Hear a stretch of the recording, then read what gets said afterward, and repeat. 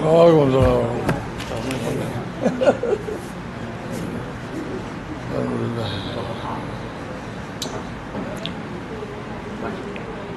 Banyak? Dua-dua. Betul. Boleh. Gitu. Gitu.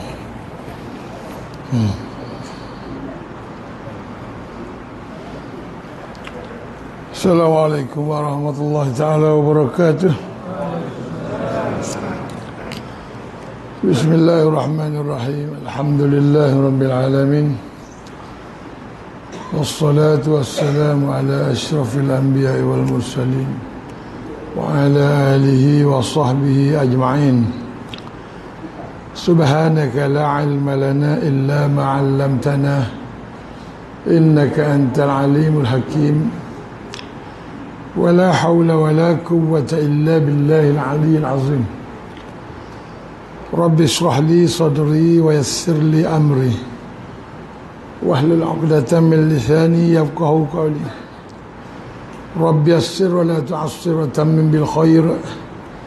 أما بعد. Terima kasih kepada pengerusi masjid, juga beserta ahli jawatankuasanya, para jemaah muslimin dan muslimat. Malam ni alhamdulillah sekali lagi saya ni diberi peluang untuk duduk depan tuan-tuan ni, tempat yang baik dalam masjid. Saya biasa duduk depan orang ramai dari dulu lagi, tapi kebanyakan majlis yang saya duduk dulu lagi ramai, 3,000, 5,000, tapi bukan majlis yang bermanfaat lah. Majlis kerjaya saya dalam bidang hiburan. Mungkin tuan-tuan tak kenal saya, tapi saya ni yang disebut sebagai Bob Luqman tadi adalah namanya Muhammad Hakim bin Luqman. Jadi Bob itu saiz dia. Bob tu orang Kuala Lumpur asal bulat, dia panggil Bob. Luqman tu ayah saya. Datang asal daripada kampung Pondok Kenali, Kubang Kerian, Kota Baru, Kelantan. Berada di sana daripada tahun 64 hingga tahun 76. 77 saya berhijrah ke Kajang, Selangor. Belajar di sekolah Ma'had Hamidiyah Kajang sampai 81. 82 seterusnya saya sambung lagi 2 tahun di Kuala Lumpur, tingkatan 6. Guru saya pada masa tingkatan 6 tu Ismail Sabri Yaakob. Dulu dia seorang menteri tu, menteri pengguna ke apa kan nama dia, Datuk Seri Ismail Sabri Yaakob. Guru saya di sekolah agama, salah seorang daripada ahli majlis fatwa sekarang, Ustaz Aziz Andi Acok, orang Bugis. Jadi selepas pada sekolah tu, kalau saya sebut lebih kurang macam tu, tuan-tuan dengar datang daripada sekolah agama, sekolah Arab, tapi pergi masuk dalam dunia yang sia-sia lah. Kita tuan panggil dunia apa, yang nyanyi-nyanyian, lakon-lakonan ni. Dia orang sebut dunia seni kan, dunia seni. Tak seni mananya pun tuan-tuan. Semua kita buat ni tuan-tuan. Saya kerja bahagian tulis lagu, berlakon ke apa ke semua tu. Tuan-tuan kerja di pejabat, kerja di laut. Kita semua nak cari duit dia sebenarnya. Nak cari duit. Maka kita pun buatlah kerja. Hingga kita lupa bahawa bila Allah kata diciptakan jin dan manusia ini adalah semata-mata untuk beribadat pada dia. Wa ma khalaqtul jinna wal ins illa liya'budun. Allah ni tidak menciptakan kita, makhluk manusia dan jin ni, melainkan semata-mata untuk beribadat. Tapi kita tak sedar tu. Kita duduk atas dunia, kita tak sedar. Semasa kita belum lahir, kita semua tak ada lagi masuk dalam perut ibu. Semua roh ni dikumpulkan di hadapan Allah. Allah tanya kita, alastu bi rabbikum, adakah aku ini Tuhanmu? Kita pun jawab bahkan kita mengaku.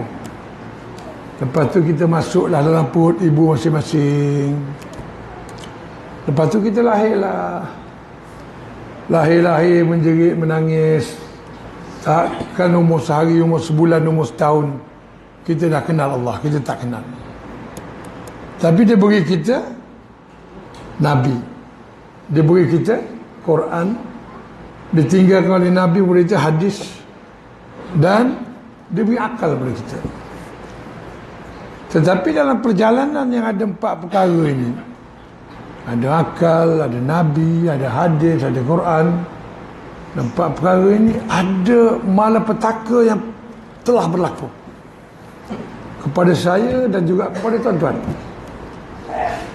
Kalau tuan-tuan baca tadi, dengar baca, tuan-tuan pun baca surah Al-Fatihah, tuan-tuan akan berjumpa dengan satu ayat yang tak sah kalau tertinggal. Memang tak boleh, kena lengkap Fatihah. Ghairil maghdubi alaihim, dia kata, bukan jalan-jalan orang yang engkau murkai.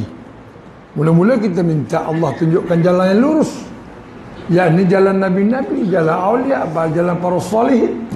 Lepas tu kita minta bukan jalan orang yang engkau murkai. Mufassirin semua sepakat menyebut di situ ialah Yahudi, orang Yahudi. Orang Yahudi ni sampai kita baca dalam Fatihah tiap-tiap kali semayang. Tapi saya nak tanya, di Batu Hitam ni boleh tunjukkan saya satu rumah yang orang Yahudi duduk? Ada tak? Tak ada. Ni yang pelik. Tak ada. Sebesar-besar Kuala Lumpur pun tak ada. Rumah saya Sungai Buloh lagi tak ada. Kuantan ni pun tak ada.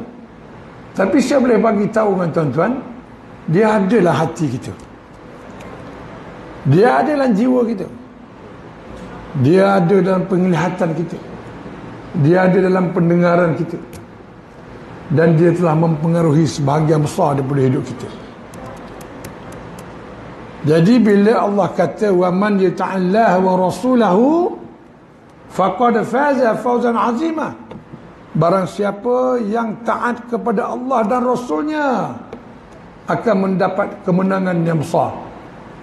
Maka Yahudi pun masuk buat supaya kita ni tidak taat kepada Allah. Supaya apa? Supaya kita kalah, supaya kita tak dapat kemenangan. Macam mana Yahudi masuk?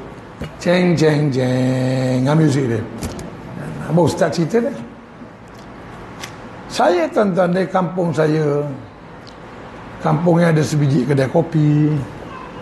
Kedai kopi biasa, kedai kopi kampung jual nasi belauk, nasi dagang, nasi kerabu. Ada satu kedai runcit yang jual macam-macam kegunaan rumah, gula, garam, sebagainya. Ada satu masjid yang mana menjadi tempat perkumpulan. Semayang pun kat situ duduknya, tak semayang pun kat situ. Mana tempat berkumpul. Ada kawasan lapang, di depan masjid tu ada satu lampu. Jadi malam dia terang kat situ. Ada satu court badminton yang dia buat dengan buluh lain dia. Ada satu tempat gelanggang dia orang belajar silat, main pedang, main tomoy satu. Ada sungai satu. Ada TV sebiji rumah Haji Saud tu. Ada peti air sebiji rumah Mek Ramah tu. Jadi Mek Ramah ada peti air, dia jual aiskrim Malaysia 5 sen sebatang. Rumah Haji Saud nak tengok TV, malam Sabtu je boleh, malam lain tak boleh. Cerita Melayu. Saya datang ke Kuala Lumpur ni, saya sebut tahun 76. Saya masuk sekolah Arab tahun 77. Saya duduk kat kampung, satu hari saya ngaji Quran 2 kali hingga 4 kali. Sebab datuk saya, dia tuan punya masjid tu. Masjid Pondok Kenali tu bapak dia punya, dibina oleh bapak dia, moyang saya. Dia datuk saya hari-hari di situ. Kalau saya melintas di depan dia, dia akan panggil berhenti. Mengaji dulu. Cara dia mengaji, saya belajar mengeja, belajar tajwid dengan orang lain. Dengan dia suruh mengaji, dia nak dengar. Dia ambil kertas A4 tu, dia dah tebuk dalam lebih kurang satu baris. Dia taruh atas Quran tu, yang mana nampak baca ulang kali sampai lancar. Dia dah lancar, dia alih ke bawah pula, dia alih ke tepi, ke kiri, ke kanan sampai lancar. Dia tak panjang potongan dia, betul gitu je. Satu hari, 2 kali, 4 kali. Sampai kadang-kadang nak pergi sekolah dah. Dia panggil lagi mengaji. Main mengaji dulu, main mengaji tu. Oh, kata nak pergi sekolah ni ayah. Saya panggil dia ayah. Oh, dia kata mengaji dulu. Nak pergi sekolah ni, nak masuk dah sekolah. Mengaji dulu. Dia kata sekolah tak bagus. Dia kata. Kita pun heran, kenapa sekolah tak bagus? Dia kata dia mesti nak 2 kelas. Sekolah tak boleh biasa sembahyang, kata dia. Cara dia bergurau. Cara dia bergurau tu semua perkara yang kait mengait dengan fiqh, dengan tauhid dia, cara dia. Jadi ngaji lah dulu. Lepas ngaji pergi sekolah. Sembahyang kat kampung, subuh, maghrib, isyak. Ini kebiasaan orang penuh di masjid lah. Zuhur asar kebanyakan dia orang semua keluar. Belum balik. Baik. Tapi saya pergi ke sekolah Mak Hamidiah Kajang. Tahun 77 saya masuk.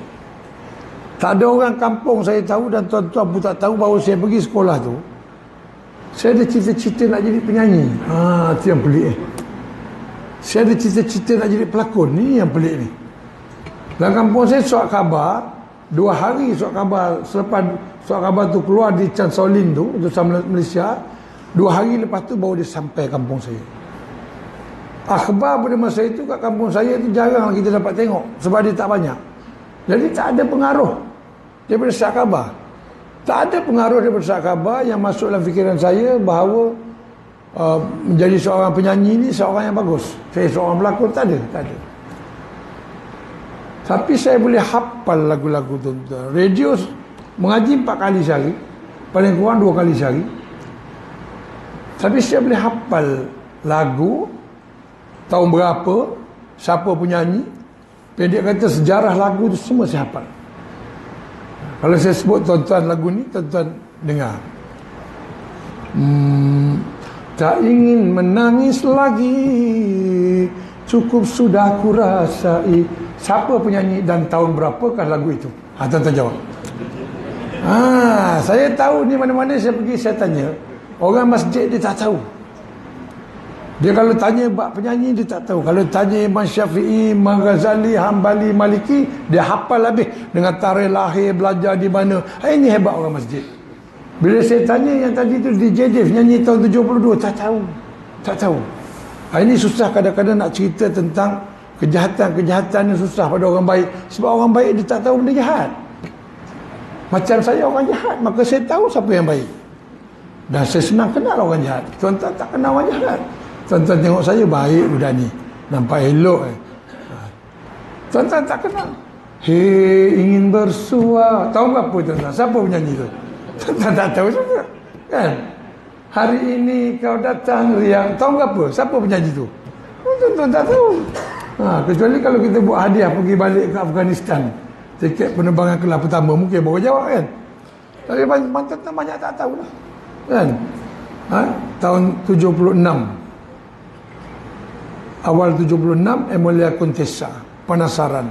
Akhir 76 Brori dengan Saripah ini berlari berkejaran. Itu saya dengar pada awal tahun 72 hingga tahun 76 di kampung saya. Radio kecil, dia ada kat dapur ibu-ibu. Ibu-ibu masak, dia pasang radio. Radio tu berbunyi, dia sambil masak dia dengar rancangan-rancangan radio lah. Adalah DJ bercakap macam-macam, dia cakap masak apa ibu-ibu hari ni, di mana anak-anak kita hari ni dia mau pergi sekolah ke, dah balik ke belum. Kita dengar lagu dulu, lagu lagi pasang. Itu je kerja DJ tu, pasang lagu. Jadi saya ni tuan-tuan, lagu tu saya dengar tahun 72, 73, 70-an tu. Sampai ini hari tajwid dan makhraj lekat pada saya. Bukan cakap tarikh saja. Bahkan saya boleh menyanyi tu. Pada masa saya menyanyi, saya tak kenal muka DJ Dave, tak tengok dalam radio, tapi saya boleh nyanyi macam DJ Dave. Maka dia timbul cita-cita nak jadi penyanyi, sebab kita rasa boleh menyanyi. Nak jadi penyanyi, jadi seronok. Tak pernah tengok konsert, tapi rasa nak jadi penyanyi. Radio aja.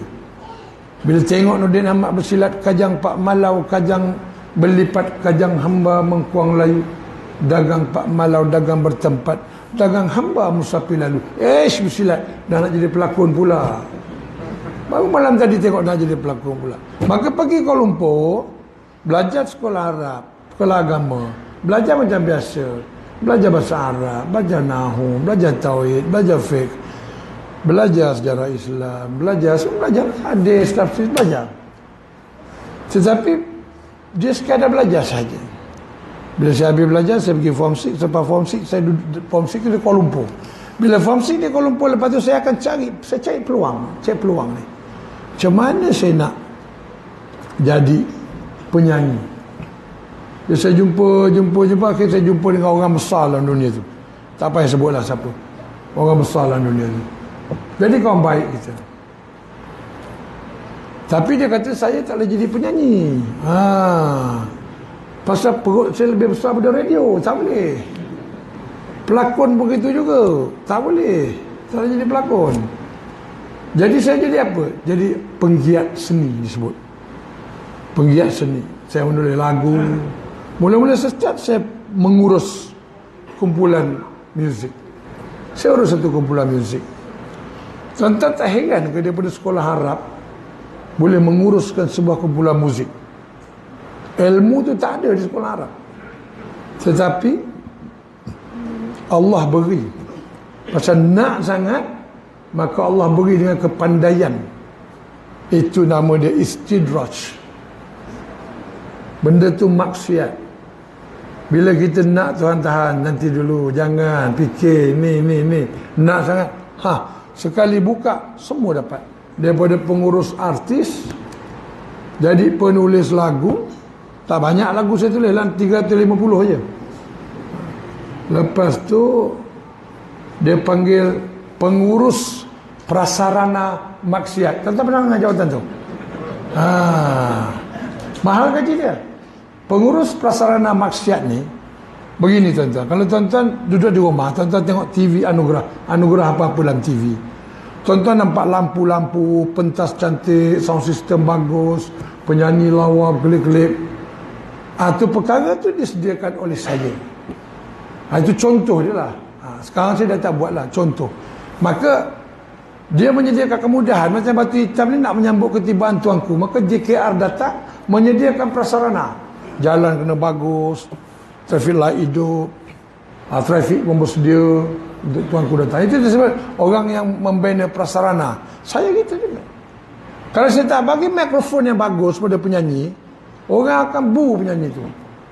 Penyanyi tu kalau dia menyanyi, mikrofon tak bagus, dia letak mikrofon dia keluar daripada tempat tu. Kalau dia keluar daripada tempat tu letak mikrofon, dia komplain kepada penaja sebab dia tak dengar suara dia. Kalau kontrak saya RM1 juta, dia dah bayar sebelum show RM500,000. Selepas show, yang seminggu selepas show lagi RM500,000 tu dia tak bayar, tuan-tuan. Jangan main-main. Jangan main-main. Mana nak cari RM500,000? Yang datang RM500,000 mula-mula tu kita dah belanja dah ni. Buat stage, buat pentas apa semua. Ada tak Tok Khatib pernah komplain pasal mikrofon atas mimbar? Ada tak? Tengah-tengah bagi Assalamualaikum. Apa ni mikrofon Cak Ayab, testing 1 2. Ada pernah dengar? Tak pernah dengar. Tadi saya duduk kat sana, saya semayang, saya dengar, saya yakin malam ni saya bercakap ada kualiti. Pasal speaker dia bagus, mikrofon, maknanya mikrofon pun bagus lah. Tetapi peringkat masjid dia macam ni je. Macam ni. Dia ada gini je. Kalau penyanyi dia pakai cordless. Cordless maksud apa? Tak ada wire. Sebab apa? Takut terpijak masa menyanyi. Terpijak-pijak masa menyanyi, jatuh ke apa ke. Jadi sekarang dah buat cordless. Harga penyanyi punya mikrofon berapa tuan-tuan? Paling murah RM1,500 seorang penyanyi. Kalau pemain drum, keseluruhan mikrofon yang ada pada peralatan drum dia tu kadang-kadang sampai RM12,000 harga mikrofon dia. Tu harga belilah, bukan harga sewa, harga beli. Penyanyi latar lagi. Depan ada monitor speaker lagi. Pasal apa tuan-tuan? Pasal dia orang nak kualiti. Dia nak dengar suara sedap. Dia nak dengar muzik sedap.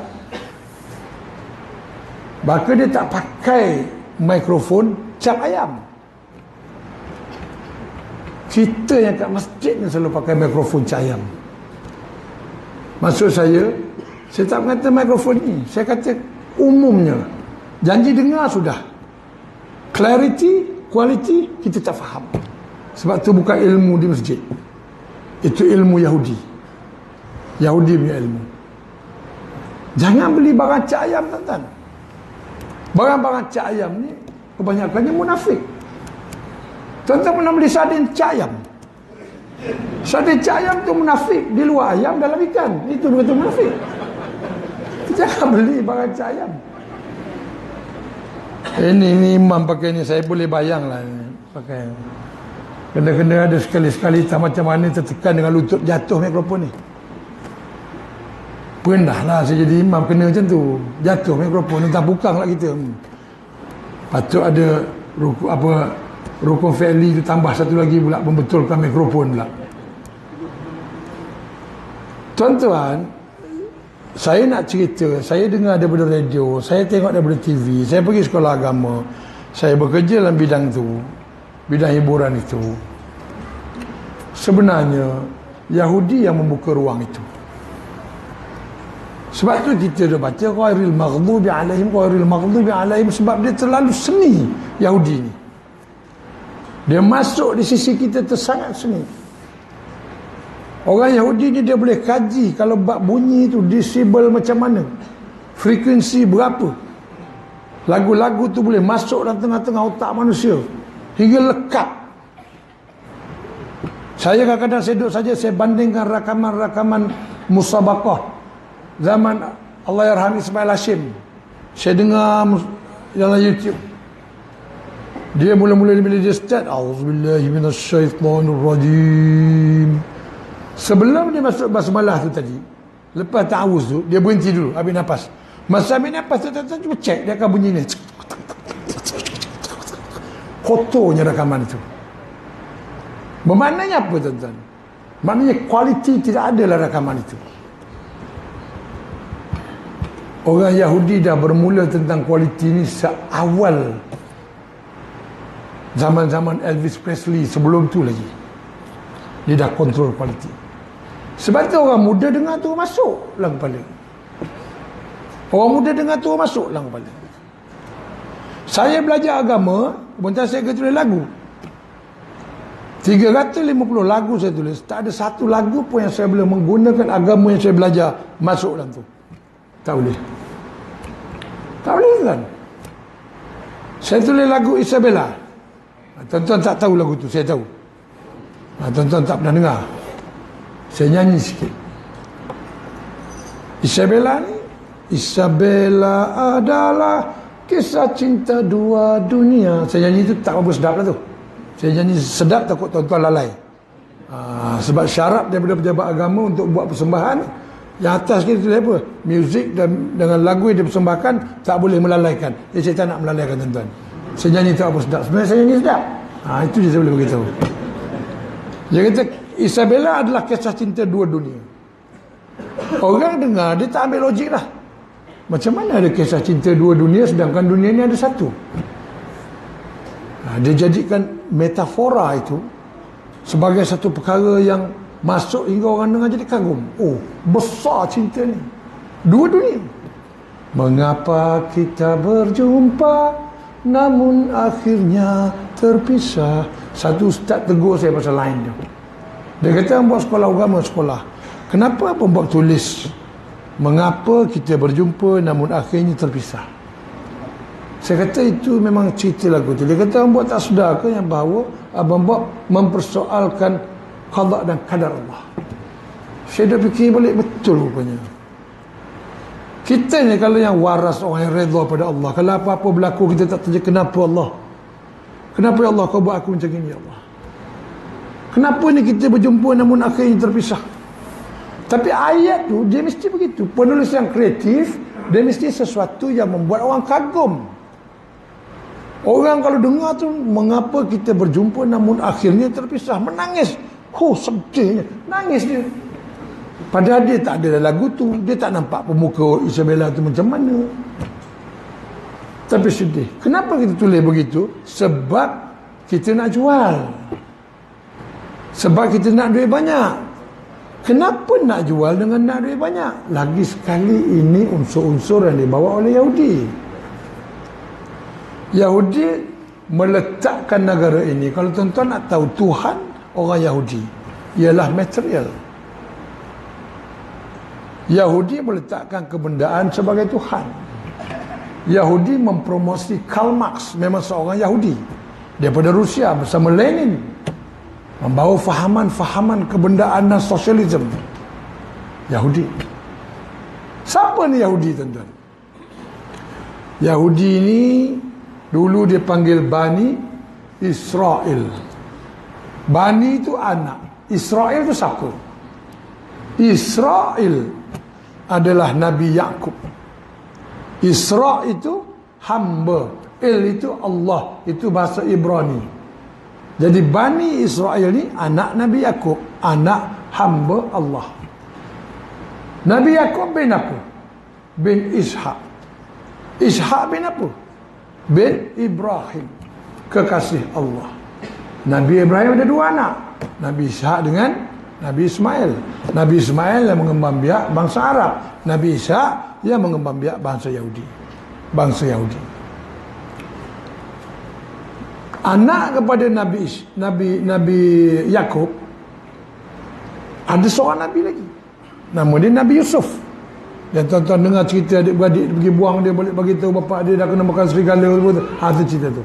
Tapi akhirnya bila dewasa, Nabi Yusuf mendapat kedudukan di sisi Firaun di Mesir. Satu hari adik-beradik Nabi Yusuf, saudara mara dia lebih kurang 70 orang. Kanaan ditimpa kemarau. Kanaan satu negeri yang berhampiran dengan Mesir, tak hampir sangatlah. Jadi dia orang berpakat nak pergi jumpa Nabi Yusuf, nak minta bantuan. Pergilah ke Mesir. Maka Nabi Yusuf bagi penempatan. Dia orang pun membesar kat sana, besar. Dia jadi besar kaum Yahudi, beratus ribu. Hingga selepas Nabi Yusuf wafat, dia orang ni diseksa oleh Firaun. Firaun yang lain pula, bukan Firaun zaman Nabi Yusuf. Firaun ni ramai. Diseksa oleh Firaun. Kemudian Allah hantar Nabi Musa. Berapa banyak tu? Nabi Ishak, Nabi Yakub, Nabi Yusuf, Nabi Musa, 3 dah. Tengah-tengah tu banyak lagi tu Nabi tu. Tapi yang saya ingat, lepas Nabi Musa, dia orang lari daripada Firaun. Dia menyeberangi Laut Merah dengan tongkat, pergi belah sana. Dia sesat pula di padang pasir Sahara selama 4 bulan. Satu kaum yang diselamatkan oleh Allah, dia sesatkan di padang pasir kerana ada beberapa kelalaian yang dia orang buat. Tapi Allah beri makan. Tuan-tuan jumpa dalam surah Al-Baqarah sebutan manna was salwa. Manna tu manisan, salwa tu adalah sejenis burung. Untuk dia orang makan, punya baik Allah bagi. Itu pun orang Yahudi dah bagi makanan dia berkhasiat, dia sesuai dengan keadaan tu. Dia minta benda lain lagi. Dia suruh Nabi Musa pergi minta benda lain. Nabi Musa ni ikut kaum dia pergi. Kaum yang mulia, tapi orang kata dalam bahasa kita ni banyak songeh lah. Banyak hal. Dengan Nabi dia suruh minta dengan Allah, gitu je. Kemudian datang lepas Nabi Musa, dia orang bersama Nabi Samuel, Nabi Daud, Nabi Talut tak silap. Dia orang jadi bangsa yang sangat perkasa. Kesatuan dia kuat. Dia boleh mengalahkan Rom dan Parsi. Zaman Nabi Sulaiman itulah zaman puncak kegemilangan orang Yahudi. Selepas wafatnya Nabi Sulaiman, diganti oleh anaknya Rahba'am yang bukan seorang Nabi, maka bangsa itu menurun. Kerana apa? Kerana dia berpecah. Kerana dia berpecah. Berapa ramai Nabi, dia berpecah akhirnya. Bahkan ada Nabi-Nabi yang dia bunuh. Yang paling popular sikit cerita dia bunuh Nabi Zakaria. Dia belah dengan gergaji orang Yahudi. Dia berapa ramai Nabi, dia berpecah. Kita berapa Nabi ada? Orang Melayu berapa Nabi? Kan? Adalah dulu satu apa disebut Rasul Kahar nama. Mana pergi tak tahu lah. Orang Melayu tak ada Nabi, tuan-tuan. Orang Melayu dia sami'na wa ata'na. Dia dengar, dia taat. Islam sampai dia ikut. Tetapi hari ni apa jadi dengan kita, tuan-tuan? Kita berpecah. Kita berpecah ni, tuan-tuan, adalah kerana Yahudi. Yahudi meletakkan, aku nak, kau mesti membela bangsa kau. Engkau mesti bersikap demokrasi. Engkau mesti membela Islam. Engkau mesti membina keadilan. Dia jadi ramai. Dia jadi ramai. Sedangkan pucuk pangkal dia, kalau kita ada masalah, kita balik pada Quran. Ini yang kita tak buat. Sedangkan kita semua Melayu, dalam apa parti sekarang kita semua Melayu, kita tak balik ke situ. Bahkan Yahudi menyesatkan kita. Pertama sekali dengan pemikiran dan ilmu. Ilmu pun tuan-tuan boleh jadi sesat dengan Yahudi. Ilmu Allah punya. Terus kata ilmu dunia, orang belajar ilmu akhirat pun kadang-kadang, ilmu agama pun kadang-kadang dia sesat, tuan-tuan. Dia sombong, dia bongkak. Tuan-tuan boleh perhatikan, orang yang ada ilmu dunia. Saya cerita satu perkara yang betul-betul berlaku pada saya. Seorang doktor Melayu Islam, saya sakit jantung, saya datang ke hospital. Kemudian dia orang tolak saya atas stretcher, masuk dalam bilik. Dia tampal wire-wire semua, dia ubah-ubah bawah lidah. Doktor datang, dia pegang saya. Dia kata apa? Nasib baik Cik Bob cepat, kata dia. Saya tengok apa lagi dia nak kata. Sampai situ dia cakap. Saya baik Cik Bob cepat. Saya pun sambung. Bukan saya cepat dok. Habis tu malaikat lambat, saya kata. Dia pun tengok saya dengan curiga. Dia pun kata, dah macam ni pun gurau lagi. Dia tahu kita ni melawak. Dan kita pun memang pada masa tu jawatan pun pelawak. Dia kata macam ni pun nak gurau lagi, dia kata. Saya diam. Sebenarnya saya bukan gurau, saya cakap betul. Ada dalam pengetahuan saya bahawa kita mati, dia tidak akan lambat sesaat, cepat sesaat.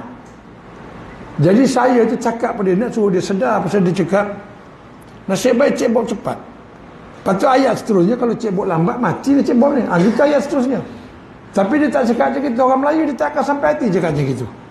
Orang Melayu kalau dia melawak orang dalam ward, orang dalam ward tu bergerak-bergerak, jangan bergerak, jangan bergerak banyak sangat, dua rehat-rehat, nanti kan sakit lagi. Kalau kau nak cakap, jangan cakap banyak-banyak, jangan, siapa jangan cakap, nanti sakit. Nak balik je, nanti makan ubat betul-betul, duduk diam-diam, tak usah duduk berjalan banyak, lu duduk diam-diam, balik. Tuan-tuan pernah pesan dengan dia orang macam ni tak? Nampak teruk dan kau iman, kau rasa baik-baiklah kau baca Qul Allah, kau banyak-banyak takut mati petang ni. Bukan dia cakap itu. Saudara saya telefon saya daripada Mekah. Saya datuk sini, dia 4 beradik, 3 di Arab Saudi, 1 datuk saya kat sini. Jadi kebanyakan saudara saya kat sana. Yang peringkat sepupu sepapat ni, 2 pupu 2 papat ni, dia dah tak cakap Melayu, dia dah teruk dah. Dia dah teruk sebab dia orang warga negara sana, lahir kat sana. Dia telefon saya, Assalamualaikum Hakim, ente sakit jantung, sakit jantung. Oh tak apa, ente baca Qul Allah banyak-banyak, ente mati masuk surga. Macam tu dia cakap, tuan.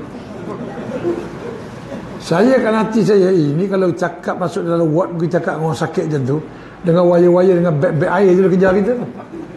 Cakap tu. Buat dia orang biasa. Saudara-saudara saya datang Kuala Lumpur, buah, tanya Abdul Rahman mana? Abdul Rahman mati lah. Senang aja. Pasal apa mati? Darah tinggi. Okey, habis cerita. Dia tak ada dengan emosi, kesedihan. Pada dia matilah. Habis cerita. Jadi doktor tadi cakap nasib baik Cik Bob cepat. Pasal apa tuan-tuan? Pasal dia tengok tu, tit, okey lagi ni. Kalau dia kata tit, matilah, kata dia. Sebagai seorang Melayu Islam, dia boleh keluar sikit daripada ilmu dia. Dia boleh cakap, Alhamdulillah, Allah panjangkan usia Cik Bob hari ni. Boleh cakap sikit je. Sikit pun merupakan dakwah. Boleh cakap sikit tu pun okey. Saya operation perut sini apa semua, kebanyakannya nak abuse, semua suruh bilang nombor. So kalau siapa ada operasi, cuba ingat peristiwa tu. Dia bos sini, dia kata bilang sampai 10, kuat-kuat saja. Dia nak tahu kita tidur ke tak. Sambil tarik nafas, 1, 2, 4, senyap. 4 aja tuan. Operation yang seterusnya pun begitu juga, 1, 2, 3, 4, pengsan je. Lepas tu dia buat kerja. Satu tempat saja. Saya pernah kena sekali di Selayang. Dia cakap ni, kita nak tidur ni, nak operation. Biasa. Jadi bacalah sikit, istighfar sikit, baca syahadah sikit. Nampak tu lain. Itu lain. Jadi kita pun automatically tu ingat. Kita tanya, boleh mati ke? Mati ni kita tak tahu. Dia cakap yang tu. Mati tak tahu. Tapi itu kerja Allah. Tapi biasanya operasi macam ni taklah mati. Tapi kita tak boleh cakap apa. Dia cakap yang tu. Bagus pakai biasa. Jadi kita baca ayat kursi, istighfar pada masa tu, syahadah pada masa tu, dengan betul-betul ikhlas tuan-tuan. Takut mati. Takut. Masa boh nombor tadi tak perasan. Dia bilang nombor 1, 2, 3, 4, tak perasan. Kalau orang tiba-tiba doktor kejut-kejut tak bangun, mati daripada ni je. Masuk kubur. Malaikat kejut, sambung nombor 5, 6, 7 pula. Kaki nombor nanti. Saya pernah jumpa seorang doktor yang nak operate saya punya batu dalam, nak buang empedu saya. Soalan pertama doktor tu, "Are you solah?" dia kata. Orang Arab, orang Iraq. Dia tanya, "Awak ni semayang tak?" kata dia.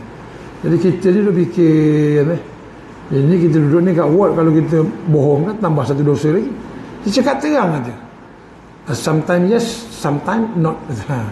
Kadang-kadang mayang, kadang-kadang tidak. Jawab macam tu. Dia marah Sultan. Dia marah saya, "Ya Muslim." Dia tengok nama Muslim. Dia tanya, "Kenapa tak sembahyang begini?" Dia kata, "Nanti mati masuk neraka." Jadi kita terus ke? Terus. Mati masuk neraka, tengok. Rupanya siapa yang belajar kedoktoran di Mesir ataupun di Iraq, dia kena hafal 30 juzuk baru boleh masuk kedoktoran. Pasal apa? Dia belajar itu ilmu dunia, tetapi dia menghubungkan ilmu dia dengan akhirat. Pasal kata tu, cikgu sekolah saya tu cikgu ilmu alam. Tuan-tuan boleh pergi duduk di pantai siang hari. Siang hari angin daripada laut akan bertiup ke darat. Malam hari lah angin daripada darat akan tertiup ke laut. Sampai hari saya hafal. Tapi saya tak pernah dengar cikgu saya bersebut itulah kuasa Allah Ta'ala. Tak ada. Semua sikit je. Jadi tuan-tuan, hari ni Yahudi masuk dalam elemen-elemen yang sedemikian yang kita tak rasa. Pasal apa? Benda tu tak mengganggu gugat akidah kita. Tapi Yahudi buat kita jadi fasik. Kita tengok orang pakai BMW. Kita tak tahu dia sekolah tinggi, dia berniaga pandai, pakai BMW, pakai kereta besar. Kita tak pandai. Tapi kita tak bersyukur, kita tak sabar. Maka kita pun jadi perompak. Pasal nak pakai, nak mewah juga. Kita makan rasuah. Pasal apa? Pasal mata kita melihat kemewahan. Kemewahan itu apa dia? Kemewahan adalah indikator kepada kejayaan hidup di dunia ni. Siapa mewah, itu petunjuk dia. Oh, kaya. Kaya dia ni. Saya masa zaman saya tulis lagu, saya balik kampung, saya buat Mercedes. 2 pintu. Saya masuk kedai kopi. Okey, saya belanja semua hari ni. Aku kedai kopi bukan besar sangat. Saya belanja semua. Tak boleh kalau kita balik kampung, kita bawa kereta merah, kita tak belanja masuk dalam kedai, kita minum seorang, bayar kita seorang. Orang cakap kereta pinjam tu. Jadi nak kena belanja. Belanja berapa semua? RM60 apa dia pasal. Bayar 120 dengan esok sekali. Dia orang pun cakap kaya. Dia orang tak cakap kita, tapi dia orang akan keluar pertanyaan. Kerja apa, Mat? Kerja apa dia tanya. Kerja apa? Kita pun kata tulis lagu. Dia orang pun kata tulis lagu. Uish, pakai Mercedes tulis lagu. Orang tak boleh sangkap, tak boleh hubungkan Mercedes dengan lagu. Macam mana kita tulis lagu? Kawan dia yang tahu tu cakap, tu dalam radio dah dengar tu, yang duk nyanyi sebelah tu, dia tulis lah tu. Macam mana boleh dapat banyak duit? Kita macam kalau orang beli kaset tu semua ada royalty daripada baru dia faham. Baru dia tahu bahawa ada satu jawatan baru atas dunia selain daripada lawyer, engineer, doktor ni yang boleh pakai kereta mewah. Masa sekolah dulu, sekolah rendah, cikgu akan cakap okey, semua orang sebut 3 cita-cita daripada depan sampai belakang, cikgu nak catat. Pada masa tu di kampung, mak ayah saya, saudara mara saya selalu sebut kau nak pergi sekolah, belajar pandai-pandai, besar boleh jadi doktor. Itu dia punya apa orang kata? Encouragement, penaik semangat.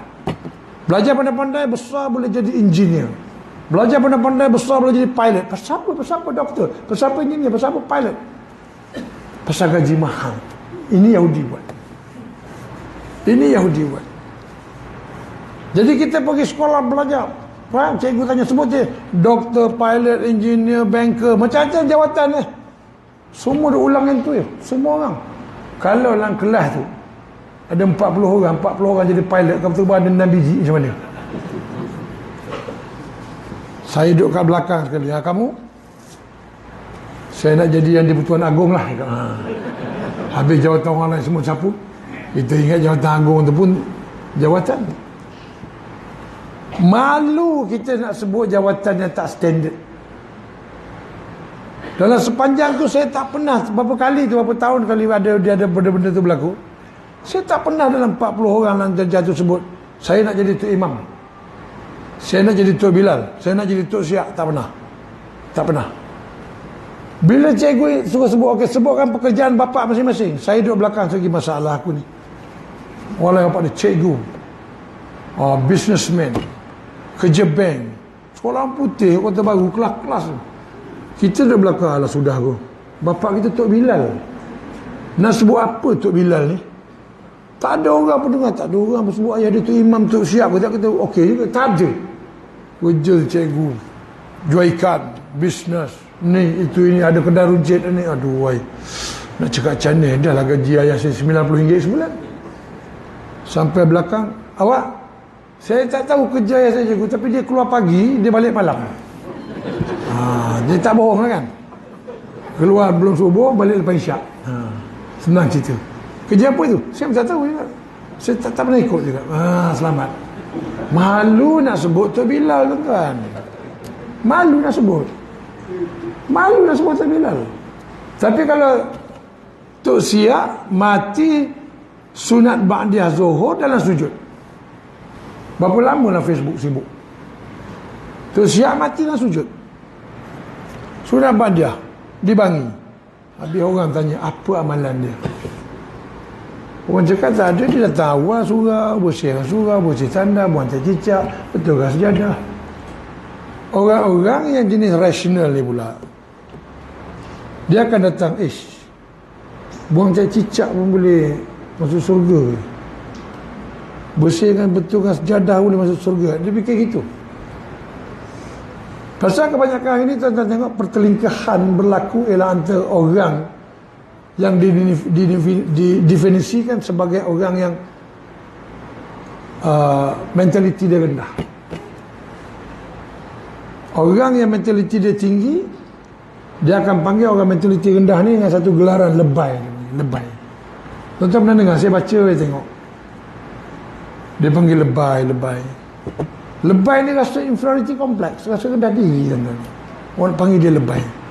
Lebay wala'un ni maknanya dia tak tahu bab dunia, bab politik, bab apa dia tak tahu. Dia tahu bab taat, bab wala' aja dia kan. Artinya dia sebut wala'un tu.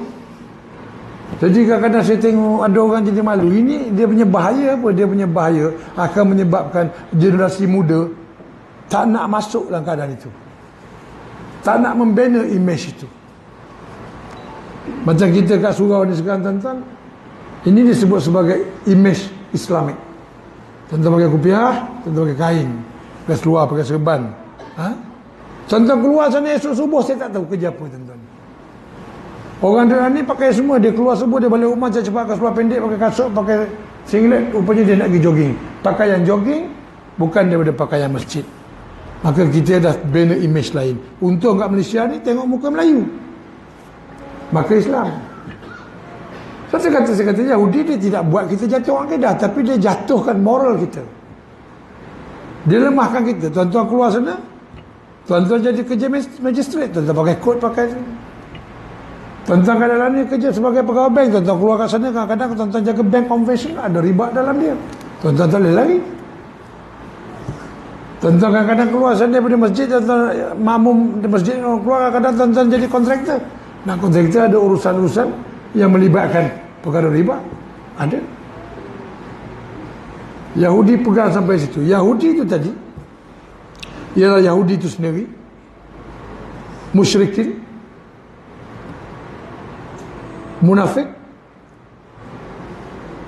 something dia bukan something kedai kopi ni. Something yang boleh dia bagi tahu, dia kata kalau negara engkau tak gunakan riba, kita akan bankrupt ke negara engkau.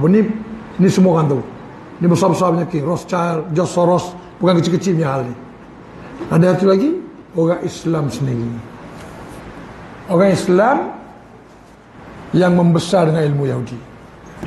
Ini yang sebut tadi. Ada manager bank, dia dengar ceramah ustaz pasal riba. Akhirnya beberapa bulan dia kata, dia mengaku dengan ustaz, dia kata saya jadi masalah sekarang. Saya nak berhenti kerja. Ustaz dia kerja apa? Saya kerja manager bank. Dia kata kenapa nak berhenti? Sebab saya dengar ustaz punya ni, saya faham sekarang riba. Pasal tu perkara yang saya tengah cek jalan macam mana nak bekerja sebagai orang bersih. Tapi dia kata rumah saya loan dah lagi 20 tahun, anak saya luar negara, kereta ada loan lagi. Tentang rumah tu orang Yahudi beri 30 tahun cara loan dia. 10 tahun tu kita nak clear, kita kena bayar shortfall tu kan. Tak cukup. Belum masuk pokok lagi, boleh nak bayar bunga je dulu tu. Begitu katanya.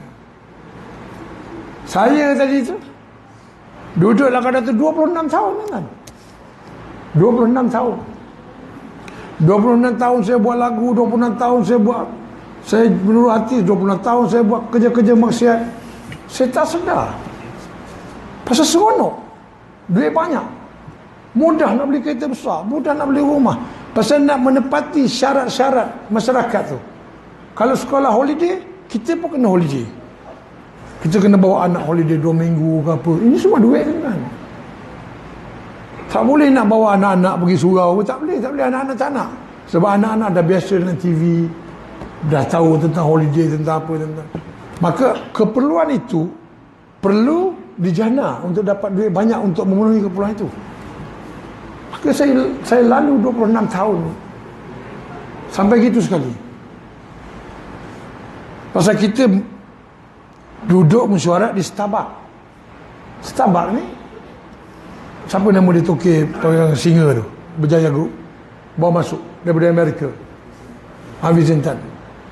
Starbucks itu bukan haram. Kopi, kek, cookies, tapi segelas Starbucks RM12.9. Kalau yang blended, yang sejuk tu kadang-kadang boleh sampai RM20. Campur tu campur ni. Contohnya kita derma hari Jumaat dengan berapa ringgit tadi? Datang sembahyang Jumaat, masuk dalam tambung tu. Ada ke RM20? Ada, tapi bukan semua. Tapi ada orang dia boleh minum tu. Kopi RM12, kek RM11, cookies RM7. Kopi tu tak pernah habis saya minum. Duduk tu banyak, pahit, tak sedap. Saya bersama. Pasal dia Starbucks. Apakah nama dengan Starbucks? Orang tahu di dalam Starbucks ini kopi dia mahal. Maka kalau nak masuk dalam tu mesti ada duit. Maka orang tengok, orang tak tengok minum kopi ke, makan kek ke, dan tempat dia ada sertifikat halal lagi. Orang tengok, kaya dia ni. Lepas tu dia minum Starbucks. Kita kat dalam tu pula, aku nak duduk tempat ni supaya orang nampak aku. Itu dah jatuh riak. Dah jatuh takabur. Tuan-tuan cuba dengar Ustaz Azhar ke siapa Ustaz Wan Junaidi mengajar bab apa penawar bagi hati. Di mana kedudukan orang yang takabur? Di mana kedudukan orang yang riak? Di mana? Orang yang sombong. Di mana? Neraka, tuan-tuan. Neraka. Walaupun nanti boleh keluar masuk surga balik, tetapi dah hangus teruk dah. Tak apalah, boleh keluar balik, syukur, alhamdulillah. Tapi kalau kena 5 hari dalam neraka, 5 hari itu 5 hari akhirat. 1 hari bersamaan 500 tahun kata ulama. 5 kali 5 2,500 tahun. Ya Allah, 2,500 tahun kalau 5 hari. Hukuman jatuh 5 hari. Kita dengar, aduh sedap 5 hari, nasib baik 5 hari. Rupanya 2,500 tahun. Datang daripada mana? Daripada sifat sombong tadi. Lepas tu duduk. Kalau duduk dalam Starbucks, tu bukan setakat riak dan takbur. Sum'ah lagi. Bercakap tu kadang-kadang mana duduk dalam tu cerita. Alah, semalam getas kerap aku kena curi dah. Jadi tu Starbucks tau tuan-tuan. Takkan tuan-tuan nak cerita, aku semalam pergi pancing dengan kembung dapat 4 ekor. Bukan, tu bukan. Dan Starbucks cerita, ini dalam 2 juta ringgit lah. Ya ke? Aku rasa kita boleh buat apa 3 juta. Orang sebelah dengar, juta-juta. Ada sebelah tu. Kita 200 juta lagi dia angkat. Jadi tempat tu tempat sumah. Tempat bercerita nak meninggikan diri. Bukan kopi tu punya hal. Saya tak ada hal.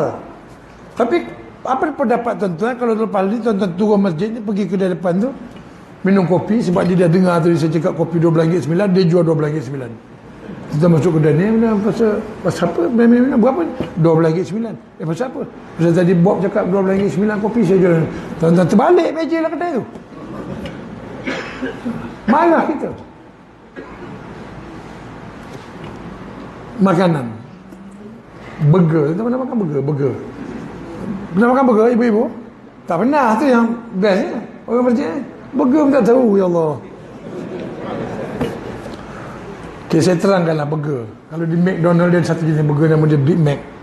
Dia besar ni, dia tinggi tu lebih kurang. Kalau di Burger King, dia satu burger di nipis sikit, dia besar ni. Burger King, Kuala Lumpur. Burger ni tentang sifat dia, sifat makan dia, dia kena pegang dua tangan. Dia tak boleh pegang sebelah tangan, pegang tangan kanan saja tak boleh. Berterabur daging dengan sayur kat tepi tu. Dia kena pegang dua. Bila nak makan, sikap dia pula. Sikap dia kena dengan sifat. Bila sifat dia begitu, maka sikap tu begini. Nak masuk. Bila masuk, dia gigit sikit, cara dia kunyah menggelembung ambilnya. Saya tak pernah tengok orang-orang alim makan burger macam itu. Tak pernah. Boleh jadi ada. Tapi potong ke macam mana tak tahulah. Burger tempatan dia kecil. Tapi saya tak pernah tengok orang-orang alim, ulama-ulama makan burger gaya itu. Kadang-kadang bila saya makan burger, saya terfikir, macam mana tok guru makan burger kalau datang surau kata hari ni kita tak buat nasi minyak tu guru, kita buat burger. Kita pun beli burger McDonald tu guru. Macam mana tu guru dia nak makan? Pada kita orang biasa ni kita rasa okey. Tapi kalau kita fikir orang yang hidup dengan sunnah, orang yang hidup dengan adab, macam mana dia nak buat macam tu? Apa maksudnya tu? Dia mengajar kita untuk berbudaya. Lari daripada budaya kita. Ilmu begitu. Budaya minum begitu. Budaya makan begitu. Budaya kerja begitu. Dia alihkan.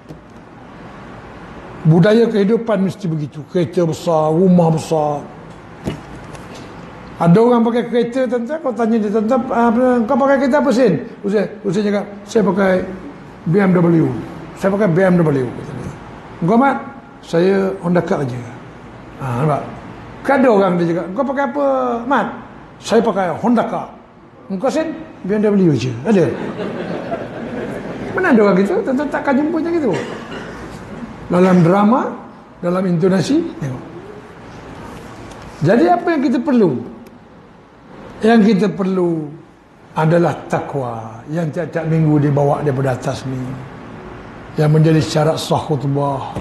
Takwa dewasa setiap minggu. Kita dewasa setahun sekali. Setahun sekali kita buat kek, kita tiup. Takwa tiap-tiap minggu.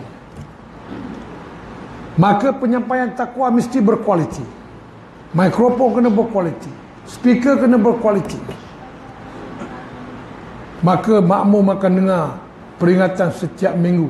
Ya ayyuhallazina amanu taqullah haqqa tuqatih wa la tamutunna illa wa antum muslimun.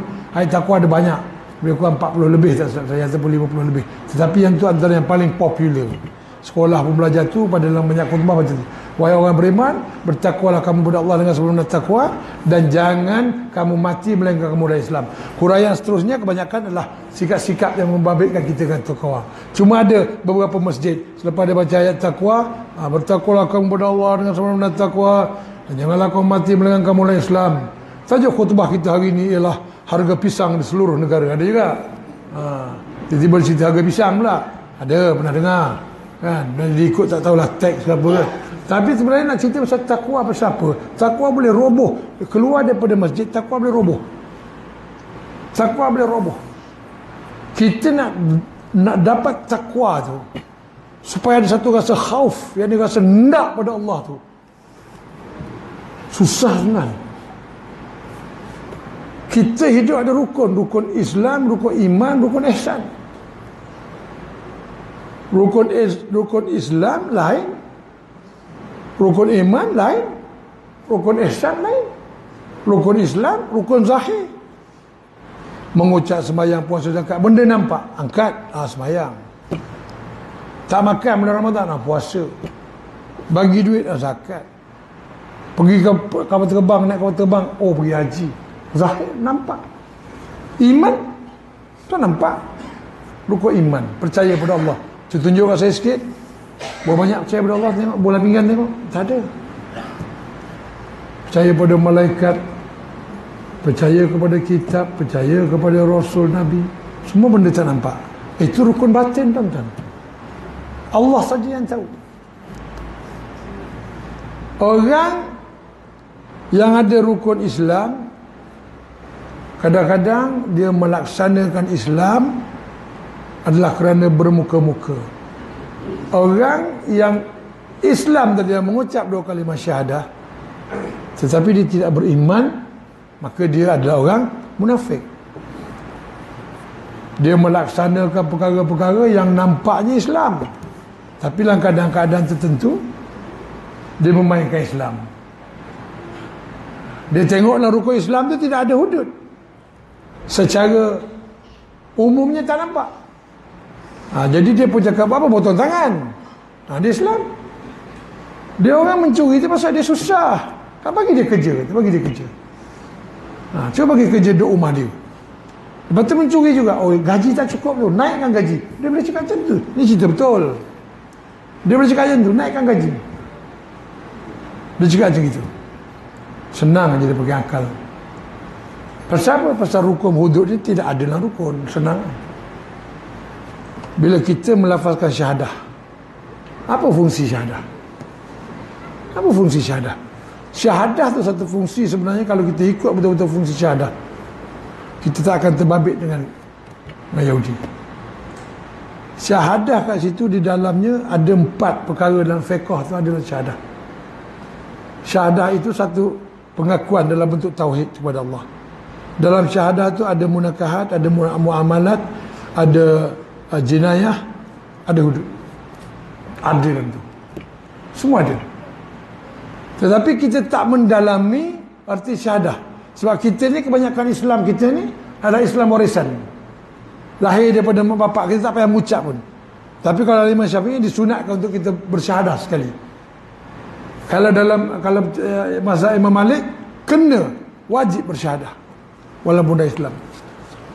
Tapi syahadah di situ maksudnya adalah kita mengaku Allah jua, tiada yang lain.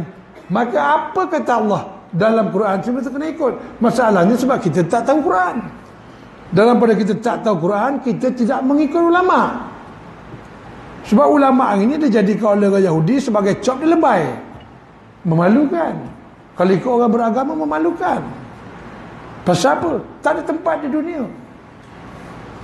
Dunia ni tempat orang yang berjaya, orang yang hebat.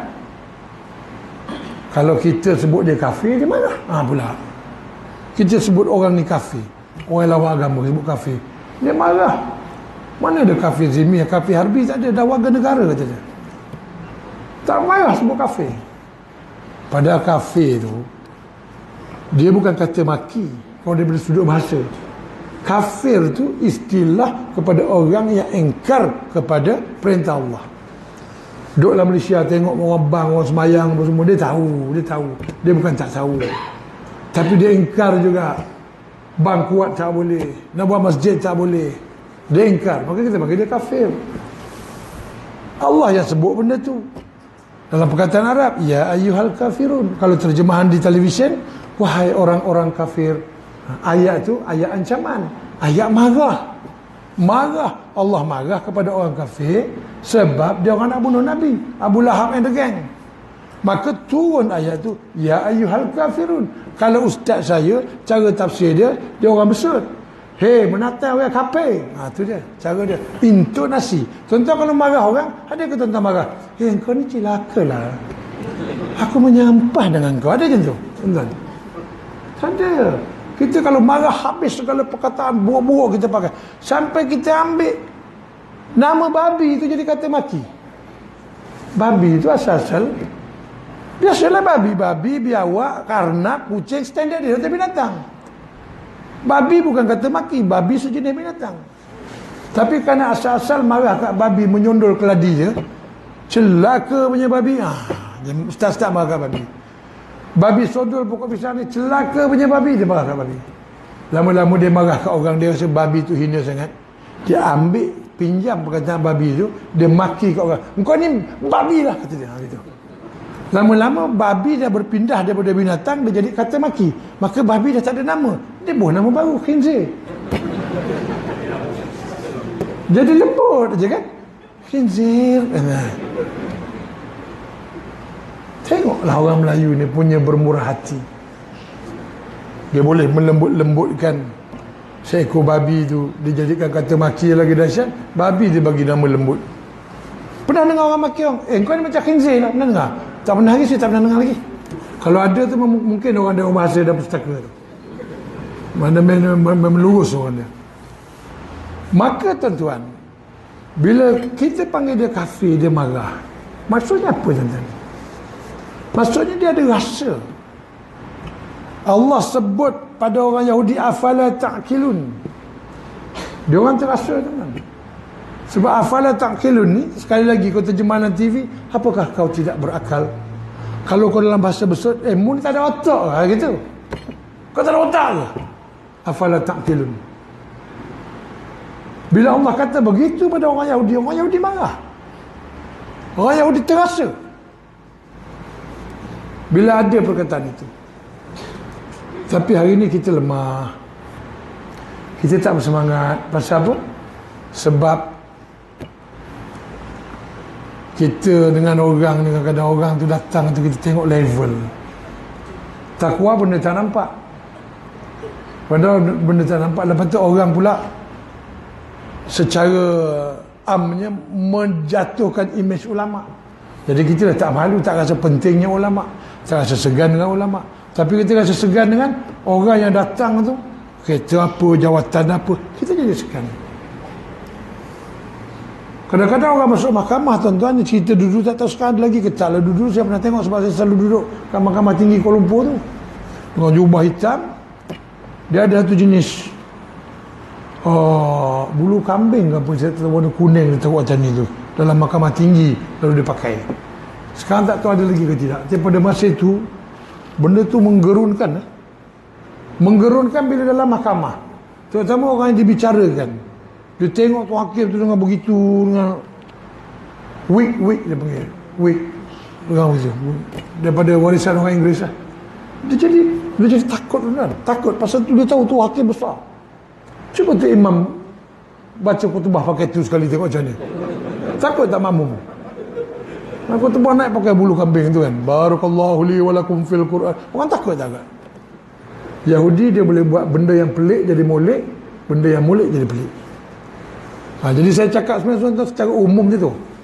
Sebab kalau nak cerita betul bab Yahudi tu, dia masuk dalam bab pemikiran, dia masuk dalam bab ekonomi, dia masuk dalam bab sosial, dia masuk dalam bab politik, dia masuk dalam bab agama, dia masuk dalam bab pendidikan, dia ada banyak. Kalau nak cerita tu terlalu panjang tu, saya cerita umum je. Sebab dia ada kitab dia tu, tajuk dia Israeliat Modern, dikarang oleh Dr. Salah Al-Khalidi. Tapi saya rasa susah nak cari kat sini, sebab ada satu pelajar Azhar translate buku tu, dia print tak banyak, saya dapat satu. Jadi saya baca tu, saya tengok, sementara daripada dahulu lagi saya dah tengok masa sekolah saya duk belajar tentang Yahudi ni. Jadi saya tengok, maka saya tahu 26 tahun penglibatan saya dalam bidang tu adalah kerana pengaruh Yahudi. Menyanyi apa semua ni, pengaruh Yahudi tuan-tuan. Berjoget, menari apa semua ni. Hari ni tuan-tuan mungkin tak tahu, mungkin tahu, dia orang dah sampai ke bumi Saudi. Di Riyadh dah ada disco sekarang. Saya tengok dalam Facebook. Saudara saya sana pun beritahu, dah ada pengawayang dia kata dulu kat sana. Yang dia datang dulu kata ada pengawayang. Di Riyadh tak saya cerita lah. Riyadh baru-baru ni ada pertunjukan Hulk Hogan dengan Ric Flair punya tim, Ric Flair punya tim, Hulk Hogan punya tim, buat wrestling dekat sana. Orang Yahudi ni, satu perkara yang paling besar dia akan masuk, yang saya dah sebut-sebut sangat tadi, perkara paling senang dia masuk dalam hiburan, semua orang suka hiburan. Kat tempat kita ni tuan-tuan, kecil lagi dia buat bintang kecil. Tuan-tuan pernah tengok bintang kecil dalam Astro, bintang kecil. Ibu-ibu ni pimpin tangan anak ni pergi beratur ni. Apa dia panggil? Bukan interview, apa dia panggil uji bakat. Bukan anak-anak ni masuk, anak nyanyi menang. Oh, TV pun shoot. Apa perasaan kakak anak menang? Nangis ni. Saya kalau macam ni saya mati, rapat mata saya tutup bila anak saya menang. Oi, main-main tentang rapat mata dia anak dia juara ni. Tu yang menang, okeylah boleh rapat mata. Kata dia. Yang kalah mak dia kata sabarlah, kita cuba yang lain. Dan benda nak cuba, anak dia besar dah, masuk Akademi Fantasia. Kalah lagi, mak dia kata tak apa, masuk mentor pula habis saja disediakan pertandingan-pertandingan untuk orang baru. Sampai lalas sekali dah tua, dah tak menang juga. Mak dia kata, semalam mak tengok kat TV ada tu yang baru punya, kau try lah masuk. Apa nama mak? Itu otai masih berdosa katanya. Ni masuk dah tua-tua, masuk otai masih berbisa nyanyi. Menang lepas 2 bulan meninggal. Betul orang kampung saya. 2 bulan menang meninggal. Masa nyanyi tak tahu ada kanser. Saya tak persoalkan itu, saya tak kisah dia meninggal itu, akidah dia antara dengan Allah, iman dia. Saya nak jadikan dia contoh bahawa sampai begitu Yahudi itu pimpin kita sampai ke situ. Sedangkan realiti dia hari ni tentang hukum ni, tentang di luar sana tentang mungkin berpangkat besar berapa semua. Tapi satu hari bila tuan-tuan sampai satu peringkat yang Presiden Indonesia, bekas Presiden Indonesia, mantan ni tuan-tuan tahu, mantan ni bukan bekas lah, mantan ni bekas tu Tupperware semua tu bekas. Mantan ni ialah munda mandi tanpa jawatan, maknanya dia hidup jawatan tak ada, tu sebut mantan. Mantan Presiden Indonesia B.J. Habibie sebut, dia kata apa guna dia belajar jadi ilmu angkasawan, jadi itu jadi semua, anak dia besar apa semua, dia memerintah negara, akhirnya dia hidup kesepian mencari Tuhan pada umur ini, baru meninggal dalam 2-3 bulan lepas. Itu B.J. Habibie, orang yang berjaya dalam dunia sebut. Hari ini pun macam itulah. Saya kadang-kadang tengok dulu saya kalau masuk masjid tu kan, mana imam ke bila ke siap orang masjid tu, kita semayang juga, tapi kita macam pandang lekeh lah, sebab kita berjaya dalam dunia. Sebab imam naik motor, kita naik Alphard. Sekarang baru baca Al-Fatihah, dah tak Alphard lagi dah. Bila imam baca Al-Fatihah, kita pun tak pakai Alphard dah. Tapi bila tua saya masuk dalam masjid, baru kita rasa, ya Allah, mulianya orang-orang ni. Ini yang sebenarnya orang kita ikut. Kita jumpa ulama, oh inilah orangnya yang kita kena belajar. Kita jumpa guru-guru, inilah orangnya. Sanggup berjalan beratus-ratus batu nak belajar ilmu. Tapi dah tua dah. Menunjukkan apa kegagahan saya sama muda dulu yang tidak saya sambung dengan akhirat, akhirnya dia jadi sia-sia. TV tadi tuan-tuan jangan main-main. Tuan-tuan pernah tengok rancangan Da'i, Imam Muda, lagi apa, Pencetus Ummah? Pernah tengok tuan? Takkan Imam Muda tuan-tuan tak pernah tengok? Siti Nurhaliza tuan-tuan tak tengok, Imam Muda tuan tengok? Hebat betul tuan-tuan. Imam Muda, saya bukan salahkan ustaz tu. Kalau ada kawan-kawan di sini faham betul-betul. Bukan saya salahkan ustaz tu jadi masuk pertandingan tu, tidak. Masa nak buat rancangan Imam Muda, saya dengar tu dia orang ada sebelah saya. Masa tu saya selalu duduk menyibuk sana. Saya dengar ada orang bercerita dan satu kita buat tu program apa? Program Imam Muda. Bercerita habis imam tua apa jadi? Kita gurau macam tu. Dia kata tak, ni program pertandingan imam-imam ni. Pasal apa nak buat? Tuan-tuan rasa pasal dia nak beri dakwah pada negara? Bukan. Pada masa itu adalah kebangkitan ceramah. Ustaz Azhar punya ceramah penuh lah CD. Orang tengok beribu-ribu. Ceramah-ceramah PAS penuh 1 jam. Orang penuh pergi. Ceramah-ceramah Kiai di Indonesia. Sebelum tu Ustaz Abdul Samad tak ada lagi. Adi Hidayat belum ada lagi. Penuh ceramah dalam video, dalam YouTube keluar. Jadi dia orang tengok benda tu. Dia tengok ramai orang minat pada agama. Ada itu. Ini peluang bagus. Dia boleh buat TV program. Supaya apa? Penonton ramai. Jadi bila penonton ramai, dia pergi pada penaja. Dia kata based on record, kalau kita buat program ni dengan dia punya itinerary dia begini, dia punya rancangan program dia gini, kita mungkin dapat 5 juta penonton, dia kata. Jadi 5 juta penonton, dia suruh penaja masuk, okey aku masuk, aku beli iklan ni, aku beli 30 saat, aku beli 20 saat, aku beli 2 minit, macam-macam lah. Kata semua keseluruhan tu dia beli, dia penaja masuk, dia dapat 3 juta ringgit. Dia belanja untuk rancangan tu tadi 1 juta ringgit. Dia untung 2 juta ringgit. Dia bukan cerita nak dapat dakwah, tidak tuan-tuan. Tidak. Kalau saya sebut lebih lagi, dia mengumpat pula. Tapi saya tahu bukan. Dia nak jadikan rancangan. Maka teknik-teknik yang digunakan, dia gunalah teknik-teknik ESP. Dan ESP ni tuan-tuan, yang kadang-kadang orang ceramah, orang boleh nangis dengar tu. Dia ceramah tu, nangis-nangis keluar air mata tu. Penceramah tu pandai. Kalau penceramah-penceramah di luar masjid, kadang-kadang dia gunakan muzik kat belakang dia. Dia cerita tentang kesedihan. Dia tunjuk gambar orang susah. Dia nak menyedihkan orang. Lepas habis sedih, belilah kat sana kata dia. Atau dia jual kat situ. Ada ni, tu teknik jualan. Dia pakai teknik ESP, dibawa masuk dalam program tu. Sebab tu ustaz dalam program tu diasuh oleh pelakon-pelakon. Tuan-tuan perasan tak? Ada pelakon jadi jurulatih ustaz. Saya pun pelik.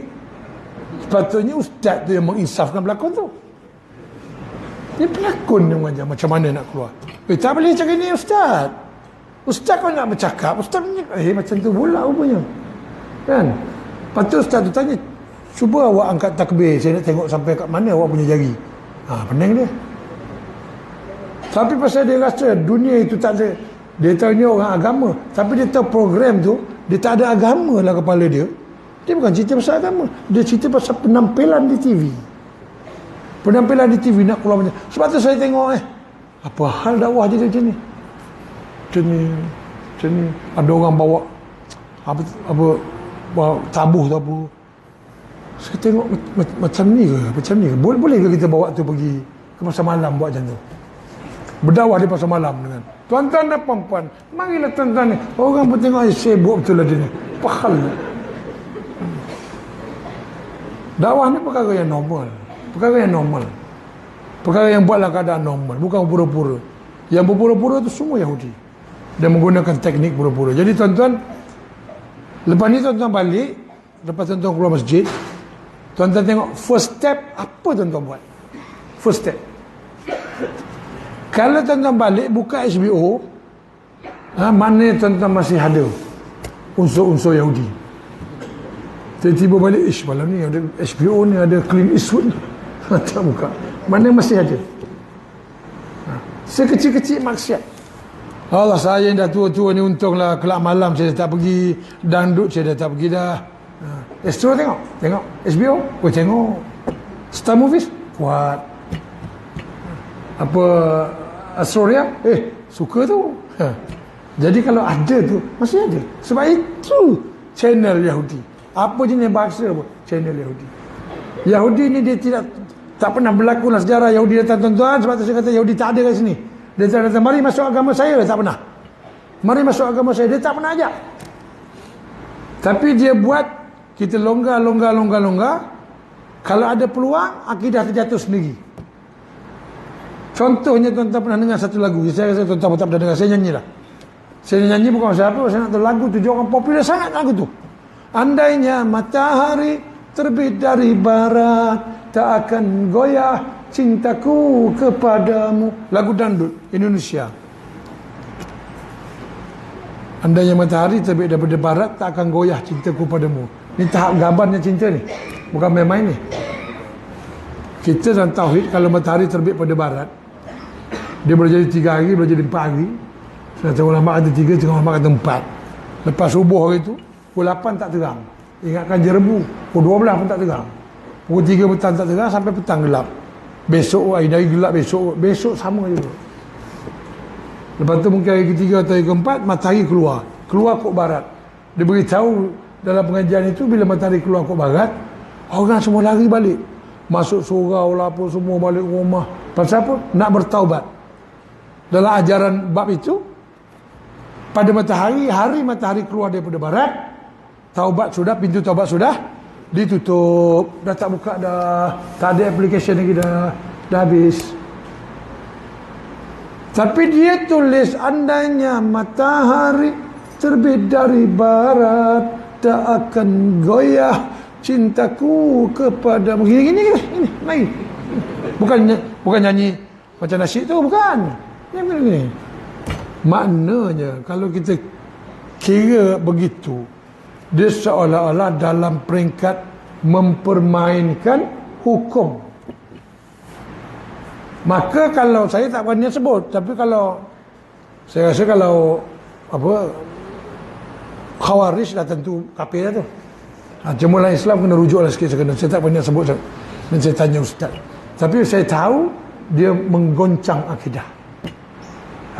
Biasanya lepas tergoncang ni, kalau pokok langsat tu kalau kita goncang, jatuhlah buah. Kalau kita tak goncang, tak jatuh. Yang tak masak boleh jatuh. Jadi menggoncang akidah ni, itulah kerja Yahudi. Dia mungkin buat akidah kita jatuh sendiri. Sebab apa? Sebab dia dah asuh kita, dia tinggalkan kita dengan cara kehidupan dia. Maka Allah kata bahawa orang Yahudi ni adalah musuh kepada orang beriman. Allah beritahu. Nabi pula beritahu orang yang terdahulu ni dia akan bawa kamu sejengkal demi sejengkal, sehasta demi sehasta, akhirnya dia masuk lubang biawak pun kamu masuk juga. Sahabat tanya, Yahudi ke Rasulullah? Bahkan kata Rasulullah, Nabi dah sebut. Tapi kenapa hari ini kita bertelingkah begitu besar sekali? Ini saya cakap ini sebagai bab dakwah, saya bukan cakap politik. Kita kenapa terlalu berbeza sangat sedangkan kita nak masuk pintu syurga yang sama? Adakah kita nak masuk pintu syurga yang sama, kita mempunyai kitab yang berbeza? Adakah kita Quran A, Quran B, Quran C? Adakah kita mempunyai Rasul yang berbeza? Kita nak masuk surga yang sama, tetapi atas dunia kita merekayasa bermacam-macam perkara yang berbeza, yang kalau kita tanya bertepatan ke dengan Quran, kita belum tentu boleh jawab. Sebab apa? Sebab kehidupan kita sendiri sudah sesat dan terlanjur. Jadi hari ini tuan-tuan, saya tak cakap pasal politik, tapi tuan-tuan fikir macam mana nak masuk surga? Apa syarat-syarat nak masuk surga? Apa syarat-syarat nak masuk surga? Bukan senang tuan-tuan. Bukan senang nak masuk surga. Saya dulu rasa saya Islam, masuk surga. Tapi kalau masuk kubur saja belum masuk surga. Masuk kubur bila dia tanya Mar Rabbuka, dalam terjemahan dia sebut kata Mar Rabbuka, maksudnya siapa Tuhan kamu? Salah tu. Dia sudah bahasa salah. La ilah, tiada Tuhan illallah, melainkan Allah. Mar Rabbuka, Rabb ini adalah pemilik empunya segala. Dia tugas dia tu, Rabb tu, dia bertugas hingga nama dia Rabb tu pasal dia jaga segala jenis benda, makhluk manusia, daun, pokok apa semua. Bila daripada alam malakut masuk dalam perut ibu, anak tu bergolek perut kepala ke atas apa semua, itu bukan saja baby tu bergolek, semua di atas arahan Rabb.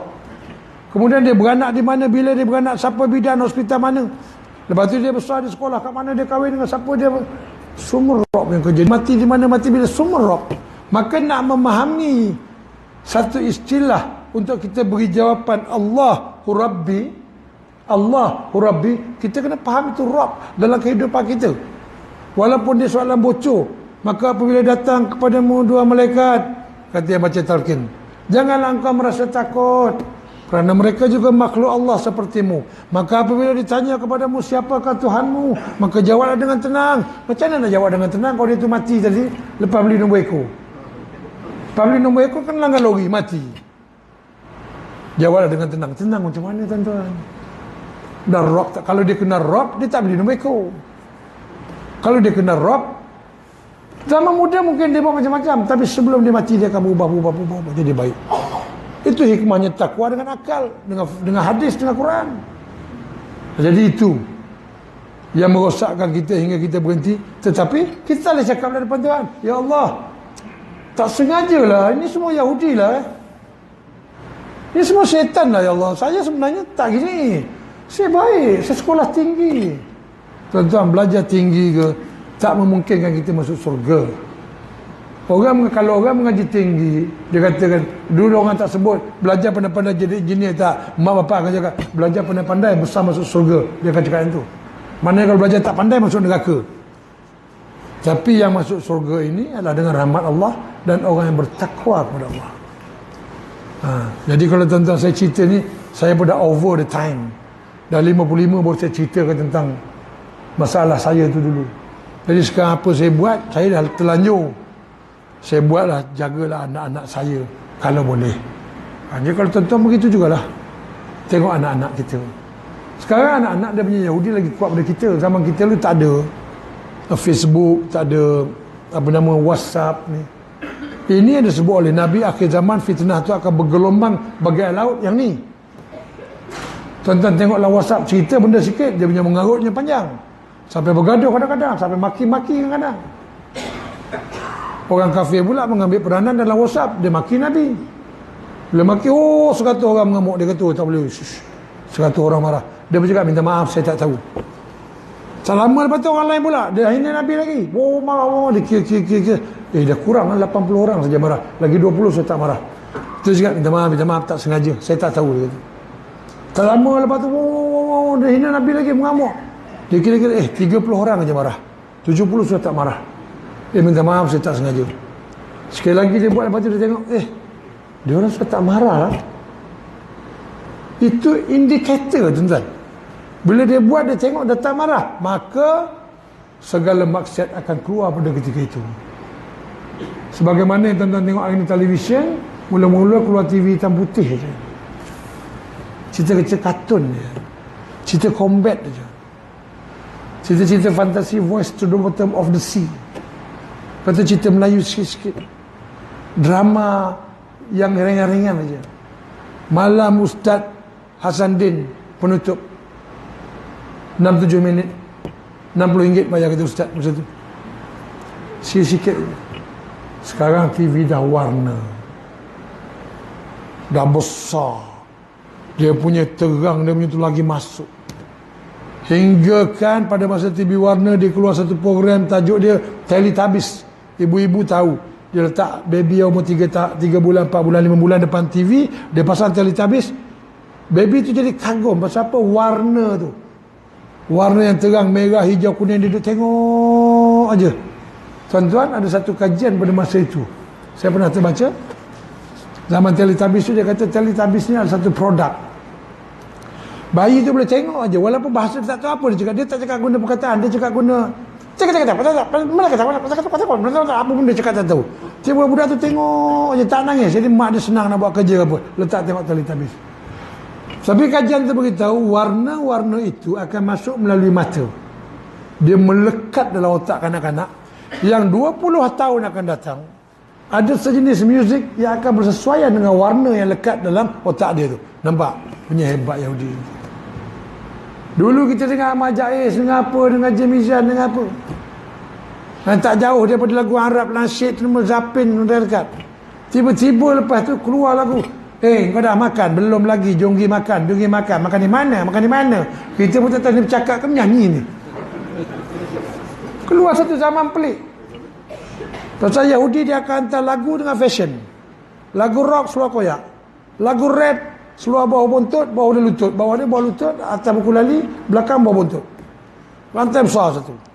Kalau rock rantai kat sini. Subang, jaket kulit, supaya gelap, rambut panjang. Kalau rap dengan t-shirt lusuh, dengan apa. Yahudi hantar fashion, music dengan attitude sekali.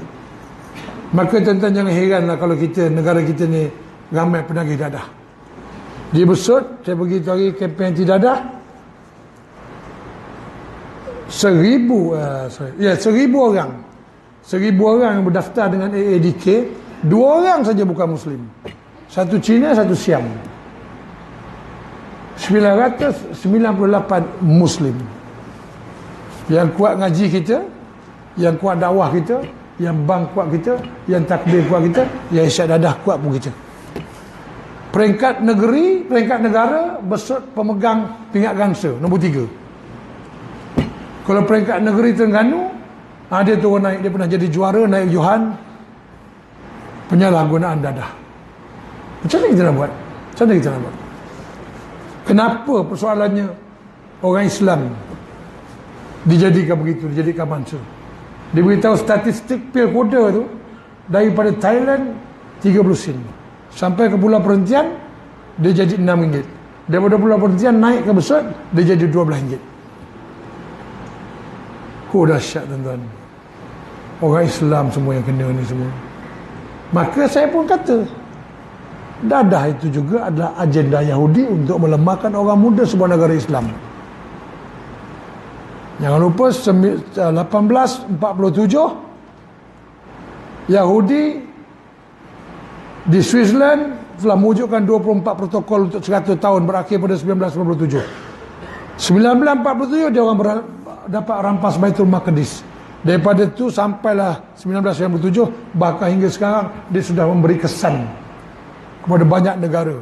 Hingga yang terbaru tuan-tuan tengok, Netanyahu sendiri memberi pengakuan bahawa Israel ada bekerjasama dengan Syiah untuk menjatuhkan umat Islam. Daesh apa semua ni tuan-tuan. Jadi kita ni dikelirukan dengan terlalu banyak perkara. Tapi ghairil maghdubi alaihim, yang ni kita tak tengok betul-betul. Ghairil maghdubi alaihim, bukan jalan orang yang bukan murkai. Jadi tuan-tuan, jangan malu jadi orang Islam, jangan malu berbudayakan Islam, jangan malu dilihat sebagai orang Islam. Supaya kita tak malu, kita bina takwa kita. Maka walaupun emas lebih tinggi daripada kita, kita tak akan malu kerana kita berdiri atas takwa. Maka kita yakin selagi kita hidup, takwa kita tinggi, bila kita mati kita akan masuk ke syurga Allah. InsyaAllah. Sampai situ tuan-tuan. Jadi tuan-tuan, lebih kurang malam ni kalau ada yang terkurang itu adalah kejahilan saya. Yang baik itu semua ilmu daripada Allah. Jadi insyaAllah kita jumpa lagi. A'udzubillah minasyaitanirrajim. Bismillahirrahmanirrahim. Alhamdulillah Rabbil Alamin. Wassalatu wassalamu ala ashrafil anbiya'i wal mursalin wa ala alihi wa sahbihi ajma'in. Allahumma innaka afun karim tuhibbul afwa fa'fu anna ya Allah. Rabbi zidna ilma wa likna bis salihin wa akrimna bit taqwa wa jammilna bil afiyah. Allahumma iftah lana hikmataka wa anshur alaina rahmataka ya zal jalali wal ikram bi rahmatika ya arhamar rahimin. Rabbana atina fid dunya hasanah wa fil akhirati hasanah wa qina azaban nar wa qina azaban nar wa qina azaban nar. وصلى الله على سيدنا محمد وعلى آله وصحبه وسلم. سبحان ربك رب العزة عما يصفون وسلام على المرسلين والحمد لله رب العالمين. والله أعلم. والسلام عليكم ورحمة الله تعالى وبركاته. أستغفر الله.